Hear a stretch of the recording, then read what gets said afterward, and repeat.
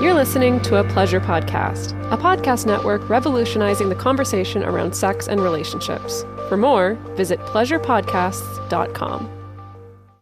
But yeah, it's a really, really fascinating exercise. I think especially if you're finding yourself having a similar argument over and over and over, it can be really helpful to sit down, figure out your choreography or your dominoes or kind of whatever it is that is the pattern of what tends to happen. And then once you have that information, then it's a starting point for being able to find some actionable steps to kind of disrupt that choreography or create new choreography.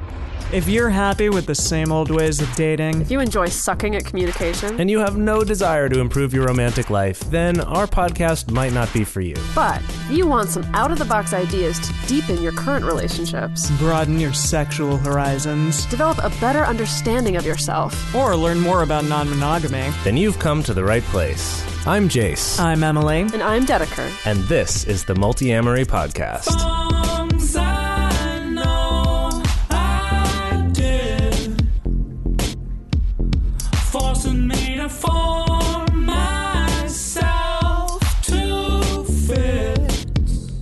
On this episode of the Multiamory Podcast, we're finally putting on a revival production of our hit musical, 5 Ways to Suck Less at Communication. This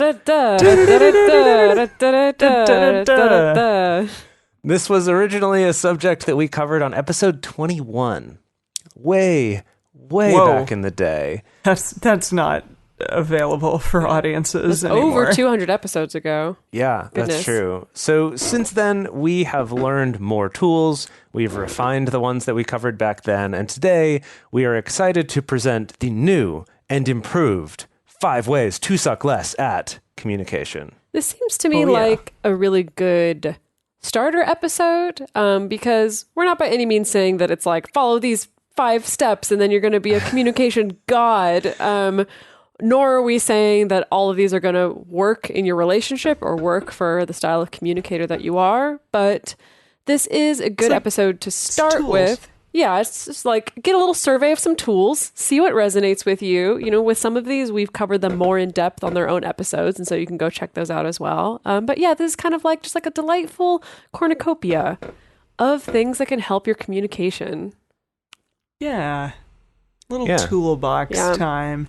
You So- take what you like and leave the rest. Exactly. Some of these work together quite well. I will say that. Yeah. So, And like we said, these are things that we've kind of like tested over time. We find over time some things we covered last time we're not covering this time. So we're kind of, this is the new and most up-to-date 5 Ways to Suck Less at Communication. Yes. Okay. So maybe reason number 1 why you suck at communication. You're not meta communicating. Okay. So maybe this sounds silly to some of you, or it may make perfect sense to others. But I think that one of the major keys to bettering your communication is learning how to communicate about the way you communicate. Okay. Whoa. Hence, meta That's communication. very meta. It's so Yes, meta. exactly. Meta. So there are many different ways to do this. A lot of people, I think, this is not something they even think about until they're like working with a therapist or a counselor, because that's often the primary job of a therapist or counselor is to reflect and be this outside observer who is showing the couple or whoever is there in the session, these are the things that I'm observing of the ways that the two of you communicate. So often the therapist can act as the person who's bringing that meta communication analysis onto the table. So Right. many different ways to do this. You don't have to necessarily do this with a therapist. The first and biggest hurdle to meta communication is you need to recognize that your communication isn't just something that you can take for granted. So you can't assume that just because you said something to your partner that the message that you intended is going to get across. You also can't assume that just because you heard your partner say something to you, that you fully understand exactly what it is that they meant. You also can't assume that like the communication that you grew up with that was modeled for you is going to be the same communication that your partner had modeled for them. Chances are it was very different. That's a big one right there. Yeah. So it's really important to just find what are the ways that you can kind of take a step back, do that analysis of like, how is it that we communicate, and also incorporate some tools into your meta communication as well. Yeah. So, okay, first let's cover a couple different ways that we can use meta communication to enhance our overall communication with our partners. And this is good just for ourselves to know, like, how is it that I'm reacting to the world and communicating? I want to clarify, too, that all of this stuff we're talking about in this episode is not just about with romantic partners. I do want to clarify that the title of this episode is not Ways to Suck Less at Communicating with Your Partner. It's communication, period. In general, yeah. I think a lot of these apply especially to our partners, where communication is often more intense and kind of more heightened and maybe more frequent. But I think a lot of this can apply across the board. Yeah. So, okay, the first way that we can use meta communication to enhance our communication is first to schedule time to talk. Now, this can be challenging because it can definitely be incredibly scary to hear your partner say those dreaded words, "We need to talk," or "Hey, let's find a time to talk here." So let's kind of like maybe dive into how this can either be viewed as like a positive thing rather than a source of anxiety. For example, to me, I kind of think that if you say something a little, be like, "Hey, there are a couple things that perhaps I really want to get into with you, or that I'd like to discuss at some point. Do you think that we could have a time to do that?" Or even just like discuss a little bit about the thing that you're planning to talk about, and maybe speak about like, "Hey, let's work together to figure out the details of like when that talk is going to be, and also specifically what we're going to be talking about." And then also schedule things like a radar. That's a huge one. Like, yeah, can you explain if this is like someone's first episode, what does that mean? Well, a radar is it's a thing that we have cultivated over many, many years of like figuring out like, hey, we need regularly scheduled time to talk, because it really takes away all of those like gotcha moments in a relationship where all of a sudden your partner does maybe say something to you like, "Oh, we need to talk," or "Let's find time to talk." It kind of can alleviate that a little bit, and instead like distill those moments down into potentially like a single time or a couple times a month where you have a regularly scheduled meeting, so that you can talk about maybe challenging things or triumphs that you're having in your life or in your relationship or stuff like that. Mm-hmm. So and again, that's a good way to meta communicate. It doesn't have to be that particular formula that we set up in the radar, but I think the thing is that like if you're in the middle of an argument with someone where you're kind of on like autopilot communication, it's like maybe your feelings have kind of like taken the wheel, essentially, like you're just kind of on autopilot there, that it is hard to meta communicate in those moments, because it can be hard to be like, to kind of switch track essentially and be like, well, I'm mad at you, and I'm also going to criticize the fact that like you used this phrasing when you approached me with this. I'm also going to criticize the way that you brought this up. It's like, it's probably not going to be a very productive conversation or very productive meta communication. And that's why scheduling a time to talk that's outside of the moments when you're feeling the most heated allows you to open up and to be able to examine what exactly went wrong in our communication. That's why I think like the shop thing that we came up with, Repair Shop, just a couple episodes ago, that's another good example of some meta communication, because it gives you an opportunity to not only, you can acknowledge the content of the fight, but mostly it's about figuring out like what was the pattern of the fight, or like what were the stories that came up, or like what were the things that kind of triggered the things in the communication that triggered each of us during the fight. It's a really good example of meta communication. Yeah. And I think just to sorry to add on to what Emily had said about scheduling time to talk about it, is I find for me it helps to emphasize just like, this thing came up, maybe I was upset about this thing, it seemed like you were upset about this thing, whatever. Let's make a time where we can come up with a solution together, rather than I want to find a time where I can tell you more about how terrible you are. It's like, hey, let's work together and figure this out. Can we find a time when we can actually focus on that, because we have other stuff we have to do right now, right? Like, to me, I find that helpful. And to go along with both of what you said, I think it is important when coming to a person, your partner or whomever, for example, and saying like, "Hey, there are a couple things that I'd like to talk about here, is to do it when you are not in a heated moment or in a heated place, because that can, I know for myself, like that's happened in the past in my relationships, and I've like gotten really anxious or continued to be anxious until that moment arrives where we do talk about it. Yeah. So if one can come at those moments with a little bit less like intensity and just be like, hey, there's some stuff clearly that we haven't quite finished our talk on or whatever, let's schedule some time for that, but that it's not so like anxiety inducing. I think that's really great. Yeah. Okay, our next meta communication tip here is something that we call the Triforce of Communication. So if you want to check that out in detail, we also have an episode on that. Really, like any of these things we talk about, if you want to hear more in depth about it, go to multiamory.com and just use the search box and search. The search works quite well. Searches across all the episodes, looks at the transcripts as well as the write-ups to find things that have those words in them. So it's quite effective. I definitely recommend trying it out. But the Triforce of Communication, essentially the simplest version of it is it boils down to not assuming that you and everyone else always want the same thing when you're communicating. And so meta communicating about that. And what we mean is the way this most often comes up is whether someone wants advice or they just want support, right? If I come home from my day and I'm like, oh, this thing was really stressful. I dealt with this with my boss. And I want you to say, oh man, that sounds so tough. Like, let's chill and like find a way to relax. That sucks. And instead what you do is, oh, what you should have said was this. And you need to tell your boss to do that. You need to do this thing. And like, no, they can't tell you that. And like that, then I'm just getting more stressed. And I think a good indicator when that sort of miscommunication is happening is if one person is giving a lot of advice in response to something and the person is kind of shooting down every piece of advice. I've found that to be a really useful clue that I think actually this person is not looking for advice. And I've actually stopped friends of mine who were having that type of conversation in the middle of a conversation. And I was like, hey guys, remember I told you about the Triforce before? I think that's happening right here, that you're not quite communicating about that. And they were like, no.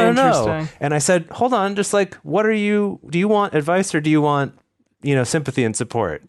And she's like, I just want sympathy. And I was like, and what were you just giving? Advice. Exactly. It's right here. So that's kind of a clue when that's You're like, happening. now I'm right. Yeah. Right. So moving on to the next meta communication tool that you can use. I like to call this choreography.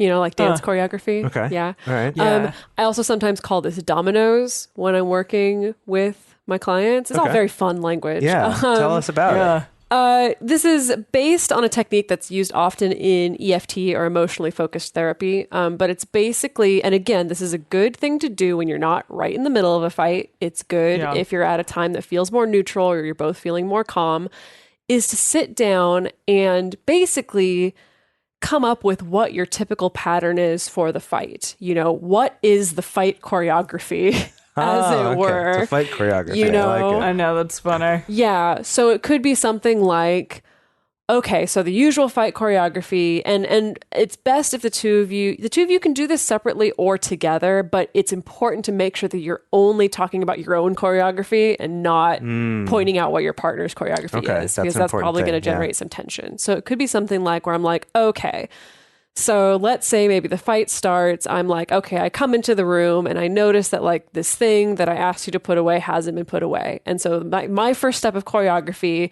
is I get really tense and cold. And I start being maybe a little bit more like clipped or curt in the way that I talk to you. Okay. Now then what's your next step? And then you being my partner, you'd be like, okay. So then when I notice that you're kind of like curt or cold to me, then I start getting kind of anxious. And I start feeling like, ooh, maybe she's mad. Maybe I should avoid her. So then I kind of take more moves to avoid her. And then I'm like, okay, so that's your choreography. So then my choreography from there, once I see that you're kind of avoiding me, then I start to get angry, and then I start to come after you and start, and so it, again, like I said, it requires a time when emotions are not high and we're able to kind of take ownership of our own shit. That's why I also call it dominoes, because sometimes it can be helpful to think of like, okay, well, what's the first domino that falls over? Maybe the first domino is that I notice this like thing, that. and then that causes this reaction in my partner. And then when I see that reaction in my partner, then it knocks over this domino on my side. And you can find some really fascinating stuff just kind of following the domino pattern as well. Yeah. But yeah, it's a really, really fascinating exercise. I think especially if you're finding yourself having a similar argument over and over and over, it can be really helpful to sit down, figure out your choreography or your dominoes or kind of whatever it is that is the pattern of what tends to happen. And then once you have that information, then it's a starting point for being able to find some actionable steps to kind of disrupt that choreography or create new choreography.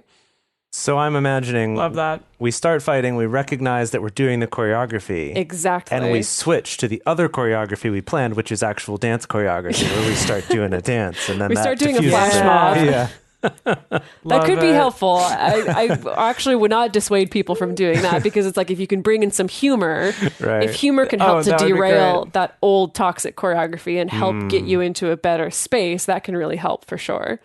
Nice. I heard I heard Genghis Khan today, and then I remembered when you two like started Genghis Khaning. doing the choreography That's a great for song. that. Yeah. That's some great Yeah, choreography like in the also. middle of something that we were all doing. Yeah. Lovely. So let's move on to number 4, which is microscripts. Now, I want to be So clear. we This talked- is number 4 within number 1. We're still on Correct. number 1, which is meta-communicating. These are just tools Yes, for doing it's number that. 4 Yeah. of metacommunication, and this is something that we like to call microscripts, which we spoke about in our Communication Hacks Booster Pack episode, which happened quite a while ago. I think like probably a year ago as well. I don't Gosh, know, was it 6 really months that at long? least. Yeah, Yeah. I feel like it was over a year ago, honestly. Yeah, it was it a was. Oh while. my God. I could have sworn Yeah. that was like 3 months ago. Yesterday, I know, but it Jeez. wasn't. It wasn't at all. So, just a quick refresher on microscripts, and Dedeker, help me out here because I Yeah. do think that you created this one. But the way that I like to describe it is that they're little like phrases or words, even that couples can like create together. In order to convey that something needs to be done or that we're like moving in a direction of something. Like, I like that Dedeker had talked about her sister and her sister's husband like coming up with listo when they're like, okay, we're ready to like do X, Y, or Z thing, or like, I need the trash taken out, so listo, like, are you listo right now? You ready to do that? Come on. Right. Yeah. Yeah. So I think the primary functioning of microscripts is that it's like, if when left to your own devices, you end up in an argument, or especially if it ends up being like kind of a nothing fight, it's best to come up with a microscript. Like, give yourselves dialogue to follow so that it's like, we know what the dialogue is. We're not going to stray from it. And so it gets us through the interaction and gets us to the other side. Yeah, there's actually kind of a funny one, and often like having a little bit of humor to it. Yes. So like theirs with listo came from saying ready, and then their daughter was in Spanish class, so then they were like, oh, let's use Spanish, and it's listo. One that has come up for us is based on a Japanese show that we watched, where there's a scene where like the wife is complaining about the father not doing some work or something like that to the daughter, and he overhears this, and he's like, he like gets all panicked about like, oh no, they're talking bad about me, and he says, "Otou-san yarimasu," which is like, Dad's gonna do it. So that's one that we'll say sometimes. It's Well, like, you'll say it to me. I'll say it, That's yeah. kind of like our listo. A little Is bit, where yeah. like if I ask you to do something and like maybe you don't feel super excited about doing it, maybe it's a chore or whatever, but Right. rather than it get like you sighing or being Right. passive aggressive, you're just like, "Otou-san yarimasu." And it is kind of this really quick codification of like you just being like, okay, yeah, great, I'm going to do it. And then me also kind of knowing like, okay, I know he's doing it and he doesn't really want to do it, but he's going to do it. And I can appreciate that. And so Yeah. we don't I have to like get that. into the weeds around that. One we shared last time, one that I share with my clients all the time is, so I've been in a journey of healing PTSD for the past couple of years, and making great progress, by the way, for all of you who care. Yeah. Good for you. That's awesome. But part of figuring out managing my PTSD symptoms, I kind of came up with different microscripts with both Jason, with Alex, but with Jace, we kind of came up with like when I'm feeling like some triggery feelings coming up or like some weird anger feelings coming up for like no reason that seems like they're connected to the PTSD, that I would just say, hey, I'm kind of in pufferfish mode right now, or I feel like a pufferfish right now. Because that's literally physically how I'd feel, was like, I feel bloated and spiky and like just want to send out this radius of like, fuck you to everyone around me for no good reason. And then the dialogue would go on and Jace would just be like, okay, I'll get out the fish gloves. And then that was it. That was all we needed to talk about. I mean, of course, if I had something on my mind and I wanted to, then I could, but it was just kind of like a very Triforce 1 kind of like, hey, just so you know, this is the situation. And Jace can be like, okay, great, message received. Well, I think it's also part of that one was, should I get out the fish gloves to be able to handle you, or should I stay the fuck away? and like just being able to ask that, and in a way that's not quite as charged as like, do you want me to talk to you about it, or do you want me to leave you alone? What do you need? Or what do you need? Yeah, that it kind of adds a little bit of lightness to the question. Yeah. It adds some levity to the whole situation a little bit. Yeah. Hey, y'all, I want to take a quick moment to talk about adamandeve.com. To be totally honest, there's a soft spot in my heart for adamandeve.com because, first of all, I don't know if you know this, but they've been around since before the internet. Like, the company's been around since before there was even a .com to attach to their name. It was just Adam and Eve then. Yeah, How far I'm pretty it's sure come. if I think back, they were probably the first website I ever ordered a sex toy from ever. wow. Like they were around before Amazon was around and before any other number of like competitors were around. So they go way back. So if you go to adamandeve.com, you can find all kinds of wonderful things, whether it's sex toys or lingerie or pornography or lube or condoms, pretty much anything you could possibly need for sexy times. And the best part is that if you go to adamandeve.com and if you use our special promo code, which is MULTI, M-U-L-T-I, then you can get 50% off pretty much any item in the store. They will send you a free gift along with your order, and they'll also give you free shipping.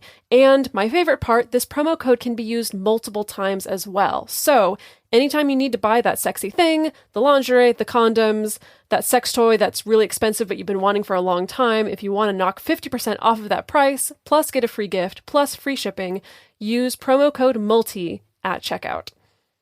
Okay, so there are many, many, many more meta-communication techniques that you can use. These are just a few of our favorites.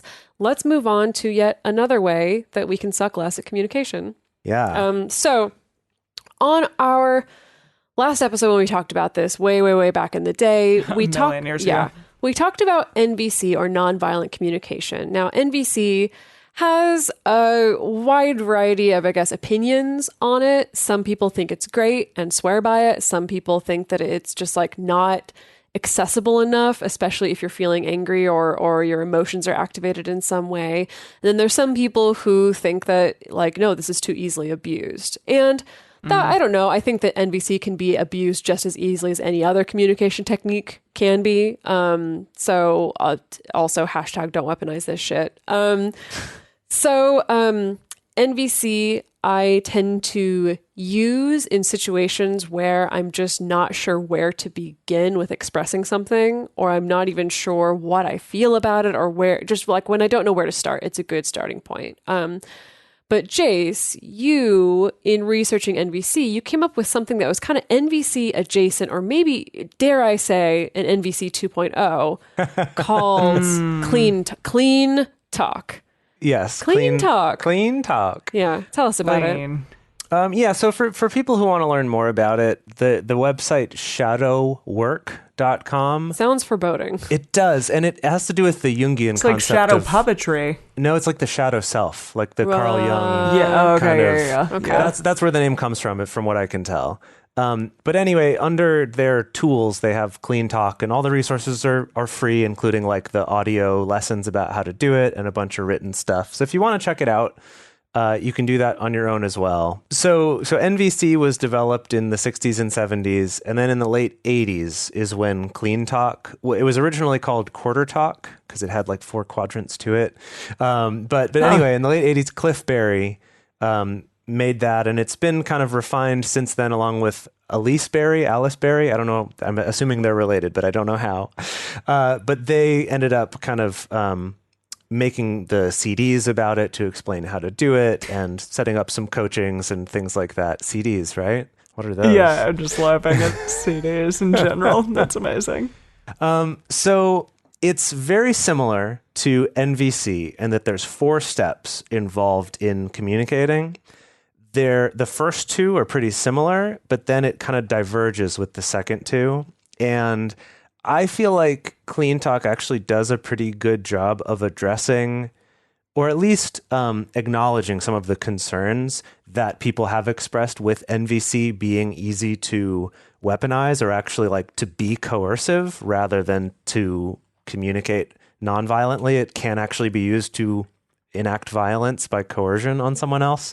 So anyway, it kind of works to that. So we're going to go through the 4 steps and sort of compare and contrast the 2. So we can kind of cover both of them, and you can use what works for you. And we are going to do examples at the end. So I know some of you may learn a little bit better or understand a little bit better when we do examples. So just bear with us. Okay.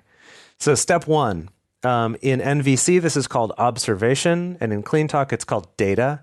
But in either case, it's the same thing. It's to, as objectively as possible, state what happened. So just what is it that happened, right? It's, you know. We'll get that in the examples. Well, we'll do some examples, but just objectively stating what happened rather than putting meaning into it. Just sort of like what were the actual facts of what happened. Right. Okay. So the second step is feeling, which again, both models call this step feeling. So it's just explaining how you feel about the thing that happened. And it is in these moments like important to express a first person view feeling, not like a hidden evaluation of the other person. Not saying like, well, I feel like you did this thing, but rather I feel lonely. I felt challenged. I felt hurt. Something along those lines. Not and okay, there is a difference here too. Yes, Jace. Well, so I think that's the challenge, right? It's like coming up with what's the real first person feeling. Sure. Rather than what's something that we'll describe as a feeling, but is actually an accusation. Yeah. So in that example of like, I feel hurt, that one's a tough one because like if we're looking at it grammatically, I feel hurt I felt means that sad. something or someone hurt me. You. And so there's like a hidden accusation in there, kind of. Again, it So kind of just depends like, how it's I felt used. sad. But Yeah. I mean, sure, we can get really into the weeds on this, but more, okay, there are differences in terms of like the forms of words that you can use. So like, for example, Jace talked to me about this yesterday, but you can have like a passive form of a word. So you can say, I feel lonely, or you can say, I feel abandoned. And abandon, as we just said, implies at least that somebody abandoned you, because that's the passive form of the verb. So to abandon, you're abandoning, or abandoned is the passive form of the word. Right. But if you say like, I feel lonely, you're not saying like, I feel lonely because you made me feel lonely. It's just like, I feel lonely. Mm-hmm. So this is the feeling that is occurring here. Versus like, if you were to say like, I feel neglected, you neglected me. Right. Mm-hmm. But, or you were showing me neglect. But if you're just like, I feel sad, it's like, well, you can feel sad for a variety of reasons. It's not because I feel sad because of X, Y, or Z thing, or because your partner did this thing. So it is like a slight distinction, but again, words are very important. And I think that even just like taking the time to find the not passive verb, but rather the feeling that is it taking ownership for yourself can go a long way in these moments. Another one like saying I felt embarrassed as opposed to like I felt humiliated. Yeah. I can get really huge. granular and really specific and almost a little bit challenging to get down to like what's the actual core emotion, separate from what anyone else did. yeah, and I think like Dedeker, you've often said about NVC that it's kind of something you can do in advance for yourself to prepare to talk about something, because I could see how this might take a while to get to the bottom of like, what am I really feeling, and not necessarily something that you're expected to just like right in the moment always pick the right word. Yeah, definitely. So the third step in NVC, the third step is expressing a need. So it could be something like, like I need to feel supported by you, or I need to know that you're there for me, or I need us to prioritize scheduling date nights, whatever it is. Okay. In clean talk, this step is pretty radically different, in my opinion. Yeah. Instead of expressing a need, you're expressing a judgment. Now, judgment sounds like a harsh word. Yeah. But basically, this is in response to the fact that, like, expressing a need can still be a way to control someone else, right? Yeah. You know, a need, you could be like, I need you to show me all your text messages that you have with other people. Like, that's a need for me. Sorry, Whoa. non-negotiable. Yikes. And it's like, ugh, like, that's a very controlling thing. But when it's expressed as, oh, this is a need, this is just what I need in a relationship, it takes, Like, what do you do with that? yeah, it kind of like takes the quote unquote like kind of sting out of it to make it a little bit, I think, harder to resist that or have boundaries around that as the person hearing that from their partner. And I feel like this is the step where those accusations of NVC potentially being a way to actually enact coercion on someone else comes from. In my opinion, it's this step is sort of the one. So that's why in the clean talk technique, this is a judgment, or maybe you could call it evaluation, or maybe you could call it a story, like we talked about in our shop episode, going to the repair shop. So yeah, story is a nice one. I like that. Yeah. So this is the step where you explain your assessment of the situation, being careful to use language that makes it clear that it is your own judgment and it is your own reality, as opposed to some kind of objective assessment of what happened. So the thing is that, you know, the idea is that as humans, we judge all the time. We make assessments all the time, and it's necessary. So instead of pretending like, you know, those stories don't matter or they're totally not real or whatever, we can make it clear that they are our own judgments by specifically using language that enables you to take ownership of them.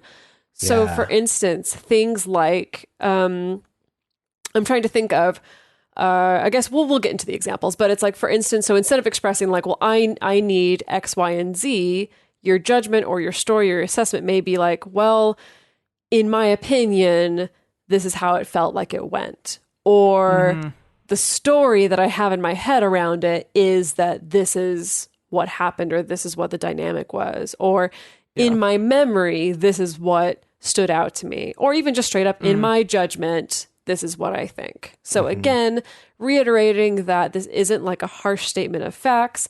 This is kind of your own perception of the situation and being able to express that to the person that you're communicating with.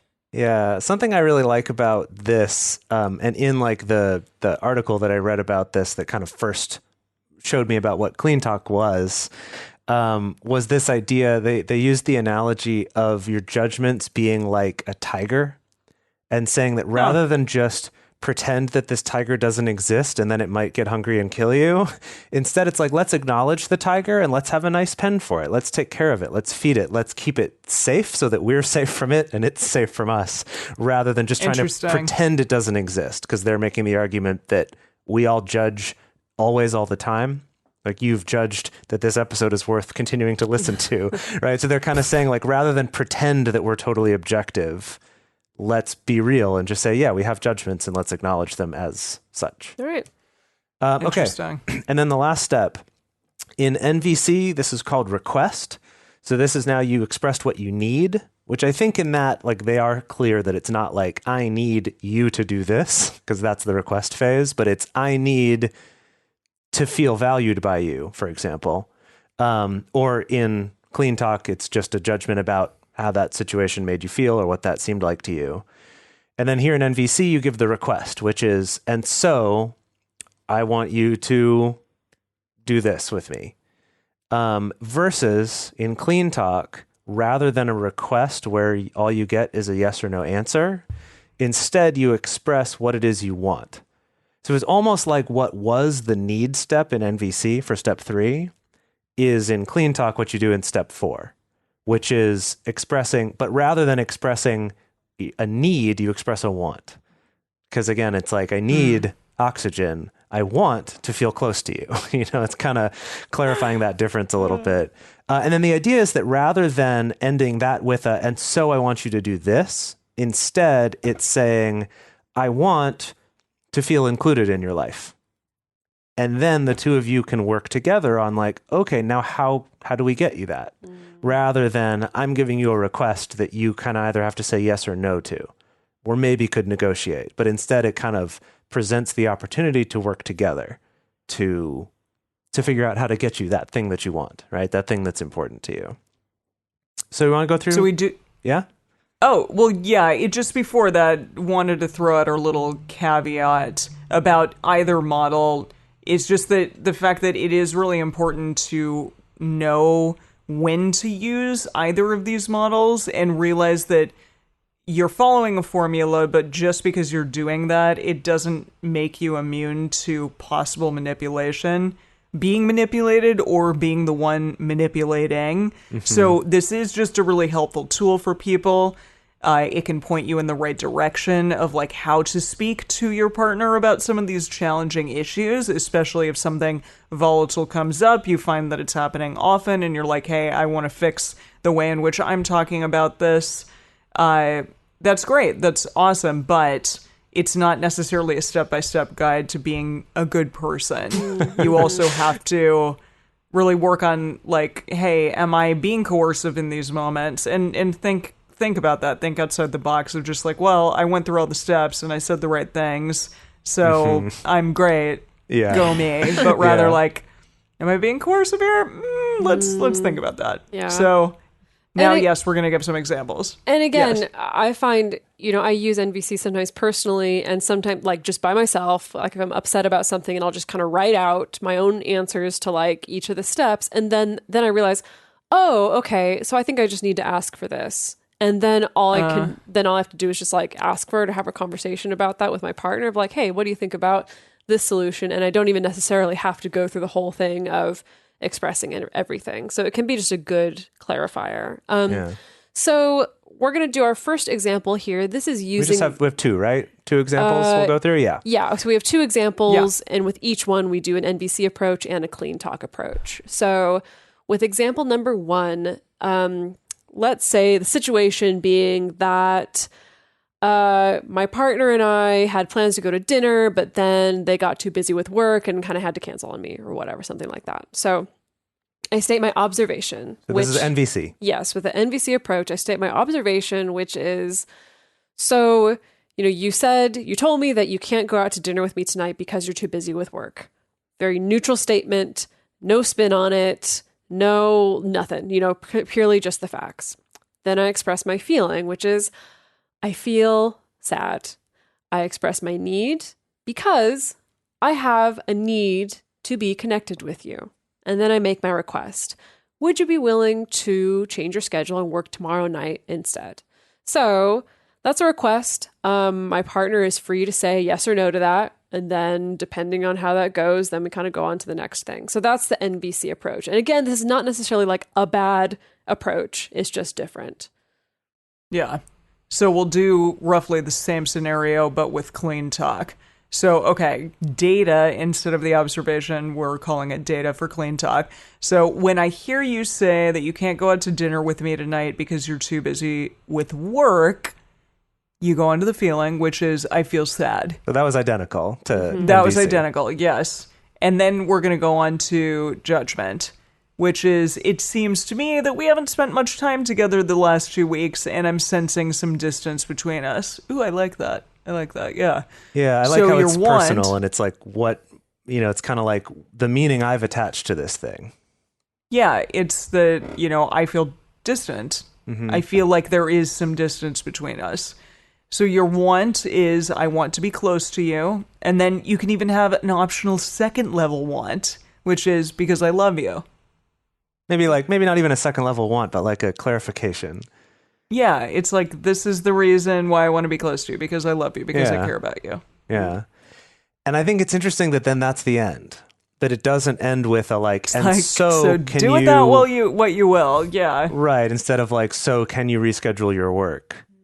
Yeah. It kind of...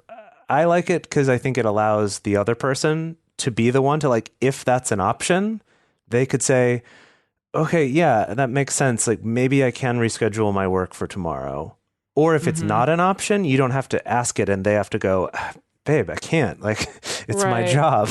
Or you could be like, oh, okay, so this is about you wanting to be close to me and you feeling like there's some distance. Okay, well, I can't reschedule my work tonight, but let's coordinate on putting some times in the calendar or adding some extra time to the calendar, something like that, so that we're feeling like we're getting enough time together. Right. So we're Something like addressing that. the Yeah, I want like rather that. than just this one specific solution This is the yes only or one. no. Yeah. This episode is sponsored by Manscaped.com. Manscaped offers precision engineered tools and products for below the belt grooming. You can use promo code MULTI to get free shipping and 20% off at manscaped.com. I had already been using the Lawnmower 2.0, which is their electric trimmer. But after we ran our first ad, or actually right before that, I started using what they call the Plow safety razor. Now that I've had time to use it more, I really enjoy it. I really like the fact that I'm not wasting a lot of those plastic razor cartridges all the time when I'm changing it out. Hell yeah. It's relatively easy, I have found, in pretty much any country to find the razor blades that go into safety razors, whereas finding your specific brand of whatever cartridge razor can sometimes be more difficult for traveling. And also just, making a less of an impact on the environment, and the fact that I'm not irritating my skin quite as much by doing so many blades over it. I will say it takes a little more skill to shave. Like you got to be a little more mindful of it, but I actually kind of like that aspect of it.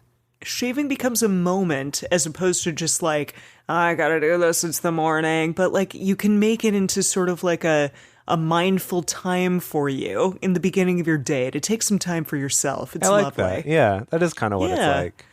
So, in addition, we wanted to talk to you about the Perfect Package 2.0. So, this includes all of the things that you need to get your perfect shave. So, it includes the Lawnmower 2.0, the The waterproof electric trimmer, which I love. Yes. Highly recommend using it. and then, of course, the Plow, the safety razor. Also, the Crop Preserver, which is ball deodorant. And the Crop Reviver, which is ball toner. Just a little spritz is all that you need.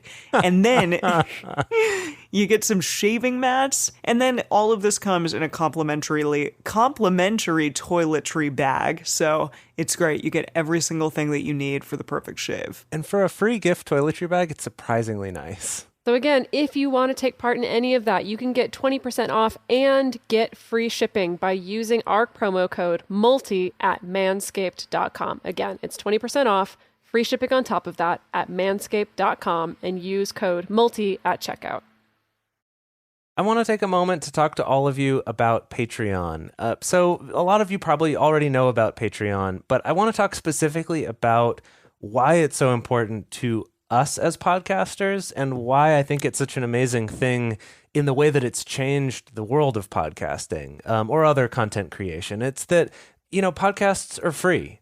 That's kind of the whole deal. I mean, yeah, there's some companies now doing podcasts that you have to pay for, but we'll see if that takes off. But right, the whole point of podcasts is it's like individual people or groups of 3 people like us can make a podcast and can put it out there. And are able to share things like this podcast that are not quite as mainstream. And the fact that there's a platform like Patreon where you listeners can support directly to the people making stuff you like. We so appreciate it.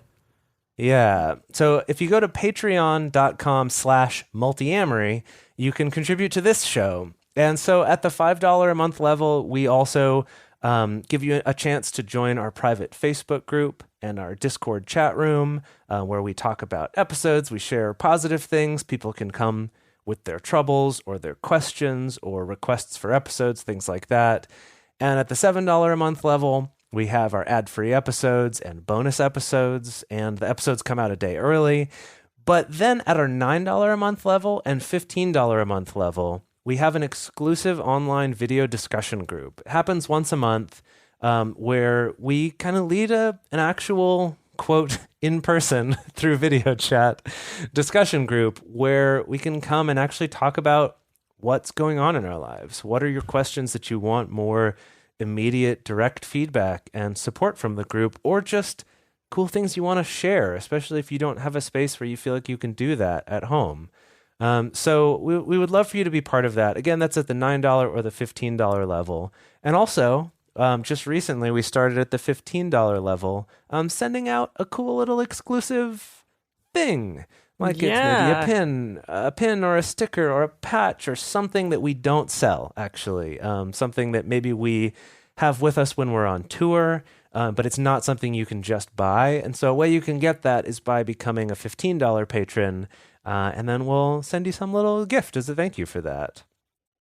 So be our best friend. We would love to have you join us in that Patreon community. And again, it means so much to us to be able to allow us to keep doing this show. And if we've been helpful for you, if you've appreciated the knowledge that you've gotten from the show, if you found out something interesting, or if you found something really interesting from one of our guests that we interviewed, we'd really appreciate if you could go to iTunes and leave us a review. And now it seems ridiculous. We do read every single review. We do pay attention to that. Dedeker enjoys reading them aloud to us and being like, look at this one. It was so great. And we love it. Well, it's not just about making us feel good, but like we do pay attention to people's feedback. We do pay attention when people say, hey, I want to see more of this on the show, or hey, I really liked this part of the show. We love knowing what people's backgrounds are. It's really interesting to know where it's like, oh, I'm in a monogamous relationship, but I listened to this, or I'm in this kind of relationship, or I'm just starting this kind of relationship. We really love getting to know that. So again, it probably won't take up very much of your time, but it would really help us a lot. And that's to go to iTunes or go to Stitcher and just leave us a review. Okay, example number 2. So this one, in this example, the person who's speaking is considering going back to work full-time after having children and is nervous that their partner might not help enough with the childcare and things like that for them to do it. Okay, so here's the NVC version. Observation. When I imagine going back to work after being with the children full-time, I feel scared. Then my need, because I'm needing reassurance that the children will be well taken care of. And then the request is, therefore, I would like to plan how to provide high-quality childcare while I work and how to find sufficient time to be with the children when I'm not tired. Wait, where was the request in there? Is to plan. Like, I want us to plan. Okay, so specifically, can you help me plan? Because I just read that and I could be like, great, yeah, go plan that. Go plan it. Like, I also think this example maybe could be enhanced by like, and I want you to do X amount of the childcare. Like, can you help me plan how to provide childcare, something like that? Okay. Yeah. Okay, so let's take the same scenario with clean talk. So we start out with data. Now, okay, with both of these, I think it's interesting because it's not like an external observation. It's specifically about the thoughts that come up within you. Because both of them, it's like when I imagine going back to work after being with the kids full time, that's the thing that sparks the feeling, which is, I feel afraid. Then the judgment. I think that I'm going to face risks both at work and at home. I'm worried that at work, it's going to be hard to focus if I'm thinking about the kids or worried about the kids being cared for. And then at home, I'm worried that I might be too tired to have quality time with my children. Okay. So again, phrasing it in the fact that it's like, these are the things that I think, this is what I sense, this is what I worry about, things like that. And then ending with the want. I want to find high quality childcare and I want to plan for a time with the kids when I'm not tired. And kind of, again, with the clarifier, because I want both professional fulfillment and to be a good mom. I think I would even get more specific of that. Like, I want us to collaborate on finding a workable solution to this problem. And I want support in doing this and to feel like a partnership. Yeah. Okay. And then it can go on from there to like, how do we do that? Yeah. So definitely encourage you to give it a try, especially I think practicing on your own at first is really helpful to kind of write things out. This is especially helpful if you're not quite in the heat of the moment, if you've given yourself some time, I think, to chill a little bit and then gather your thoughts and then bring this to your partner, I think is when these kind of frameworks are the most effective. Okay. Yeah. Alrighty. All right, on to number 3. The third way to suck less at communication is to know when to halt. So this is something we love this reference. one. I know we reference We this revisited this so pretty often. frequently. I mean, and pretty recently is what I meant. Yeah, so we're not going to go into a ton of depth on this one because we have covered it a lot of other places. And I also think the concept is pretty straightforward. And basically what this is that even with the best of intentions, sometimes our emotions or even just our physical bodies can get the best of us and cause us to not behave or speak in the best, wisest way that we could. And HALT, Hangry. yeah. And so HALT is an acronym that stands for hungry, angry, lonely, or tired. And it's basically if you're any of those things and you're having a heated discussion, stop. Just halt. Just stop having the conversation, address those things, and then come back to it. Maybe that means you're tired, you got to come back the next day. Maybe it means you're angry, you need some time to cool off. Maybe you're hungry, you just need to go get a snack. Whatever it is. We've also added to this, we've added some other letters. We added horny, we've added drinking/drugs, and we've added being sick. So now it's halt. So It doesn't quite roll off the tongue as easily as the other, but yeah. So we usually just say halt. But that's it. It's pretty straightforward. It's like be aware of those things and that as humans, that's important to us and we can't just like power through. And I think sometimes it's so tempting to just, no, I got to just power through and get through this. But it's actually more effective to not. And sometimes it's not quite as easy as just halting. Sometimes it's really helpful to have a plan in place of like, okay, now that we've halted, we got a plan. Or maybe we even have a microscript about what happens after we halt. Do we take a break? Do we go into separate rooms? Do we just do a different activity together and then revisit it? Things like that. And so we talked about that more in depth pretty recently on episode 218 that is aptly titled, I've halted. Now what? So go check that out for a little bit more information about this. Yeah. yeah. So, all right, let's go on to the next one, Number which 4. is an interesting one. Maybe you'll have heard of this little book called 7 Habits of Highly Effective People. We did a little spin on it once called 7 Habits of Highly Effective Poly People, but that's a whole nother thing. Again, you can go check out that episode. But Dr. Stephen Covey? I've always heard it said Covey. Covey? Okay. So he created this thing, seek first to understand, then to be understood. Did he create that? Oh, Yeah, it's his 5th Did he? of the 7 habits. Oh, is it? Yeah. yeah. I think it's the And 5th. oh boy, did this next sentence that he said in the book kick me in the face. He has this to say: most people do not listen with the intent to understand. They listen with the intent to reply. So, oh boy, yeah, maybe we need to read that one more time. Most people do not listen with the intent to understand. They listen with the intent to reply. So that's huge right there. And I don't know about you, but I've definitely been in conversations where I completely miss what the other person is saying. Or maybe I hear it, but I just am really thinking about like my retaliation or the thing that I'm about to say that's like really good because I'm fired up and I'm angry or pissed off or whatever. Even in moments where I'm not pissed off, just it's like, well, I'm not actually listening to this person. Because I've got something really quippy and fun to say. So whatever, who cares what they're saying?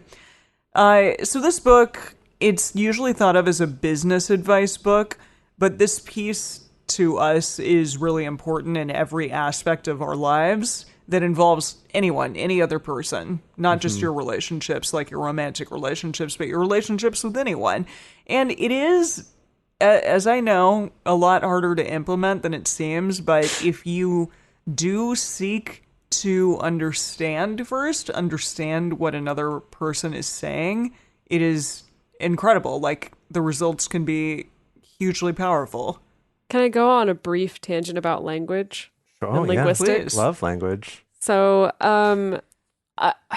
okay, again, with this whole thing of like listening with the intent to reply rather than the intent to understand. So, I've studied Japanese for a number of years now, and my Japanese professor had this theory. I don't know if this theory holds water at all. It was just kind of his armchair psychology theory, but he had this theory that he thinks that Japanese people or Japanese speakers tend to be maybe a little bit more polite, or at least perceived as more polite than people who speak English.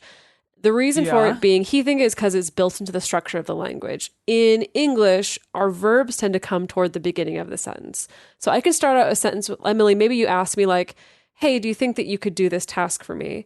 And I can start out my sentence be like, well, I can't do that, yada, yada, yada. And now you've gotten that information already at the beginning of the sentence. So immediately, as soon as you hear the word I can't, you can already be ready to like start to reply and maybe to formulate a reason why you're going to tell me, yeah, but I really need you to do this, or, well, whatever your reasons are, it's ridiculous, or whatever. Like, you can already get into that mode of like, as soon as you've gotten the first 2 words of my sentence, that you can start to reply. Yeah. Versus in Japanese, a lot of the important information, including the verb, comes at the very end of the sentence. And so this is going to sound kind of weird, but in Japanese syntax, I'd be like, well, this task that you want me to do, looking at my schedule, because of these reasons, on this day, there's going to be this particular thing. And so because of that, it turns out I can do it or I can't do it. And it's like, you need to listen to everything that I have to say before I get to the end of the sentence. Now, of course, this isn't like perfect, and of course, it's quite easy even for Japanese speakers to kind of get into that mindset of wanting to reply. However, I remember that was his theory of, because in many situations you're forced to listen to the end of the sentence before you can actually have a reaction to what that person is saying, that maybe that makes Japanese speakers slightly better listeners than the rest of us English speakers. Yeah. Again, I don't know, but Absolutely. I always think about that with the whole, formulating your response before you've listened to everything the other person has had to say. Yeah, I want to expand on this a little too, that this isn't just about that scenario, which we all do, of like, I'm already thinking about how I'm going to reply before you've finished talking. That's not just that, but I think another part of the seek first to understand, then to be understood is, especially comes up when I've assumed certain things about what you value and what you think about this thing and why you might be making these decisions. I already have these assumptions about why you're doing it or why you're going to say a certain thing that you're going to say. And those things are wrong more often than they're right. And we're just not aware of it because we don't take that time to figure it out.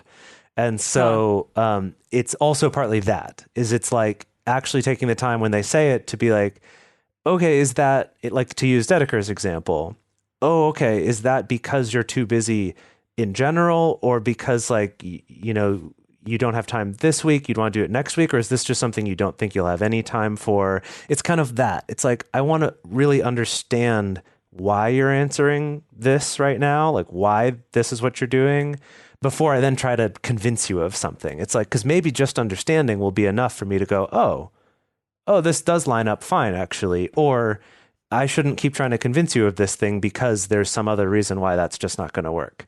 That in either case, just taking the time to find out is really important. Absolutely. Yeah. So as for some practical ways on how to do this, there's a couple techniques. We can talk about some active listening techniques. So a really common one is something that's known as reflecting, which is a technique that is going to challenge how good your ability is to listen to the person who's speaking to you. And there's a couple different ways to do reflecting. One of them is by mirroring, and that is pretty straightforward. It's, listening to this person, expressing their feelings, expressing their take on the situation, and then repeating back to them exactly what they said. I think it can be helpful, again, to kind of meta communicate here and to even be clear of like, okay, I'm going to mirror back to you what you said. Let me know if I got it right, and again, trying to keep it simple, stick to the point. It assures your partner that you're paying attention, you're receiving what they said. It allows them to have the opportunity to correct anything that you may have misheard or misunderstood as well. Yeah. Can I go on a quick rant? Yeah, I just was going to say, hearing mirroring and reflecting just reminds me of like acting class where you're supposed to like do like movements and then mirror your partners. And I was like, ugh.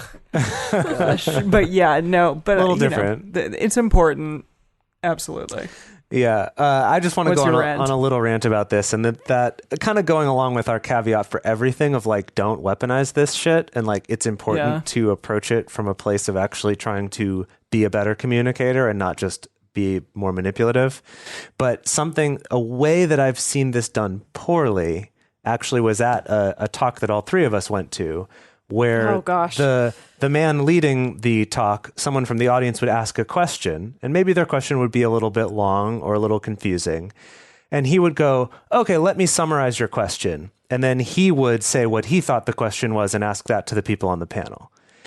So he wouldn't actually mirror back to them. It wasn't, tell me, did I get that right? It's just, I'm going to... Oh, this was the question. And then people would be like, actually, no.